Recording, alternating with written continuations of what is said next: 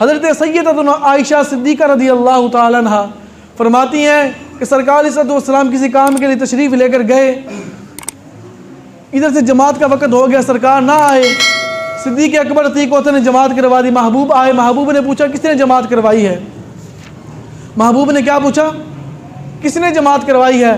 صحابہ کرام علیہم رضوان نے عرض کیا یا رسول اللہ علیہ السلام، جب آپ تشریف فرما نہیں تھے، جب آپ موجود نہیں تھے، صدیق اکبر نے جماعت کروائی ہے۔ محبوب نے فرمایا تم نے اچھا کیا ہے، تم نے اچھا کیا ہے۔ اب اگلی بات سنیے، جو میں اگلی بات کرنے جا رہا ہوں یہ کسی مولوی کے جملے نہیں ہیں، یہ کسی خطیب کے جملے نہیں ہیں، یہ کسی واعظ کے جملے نہیں ہیں، بلکہ یہ محبوب کے جملے ہیں، رب کے محبوب کے جملے ہیں۔ سنیے محبوب نے کیا فرمایا، تم نے یہ اچھا کیا ہے جس قوم کے اندر ابو بکر صدیق ہو، جس قوم کے اندر ابو بکر صدیق ہو، اس قوم کو چاہیے کہ صدیق کو آگے کھڑے، کسی اور کو اجازت نہیں ہے کہ وہ میرے مصلی پر کھڑا ہو۔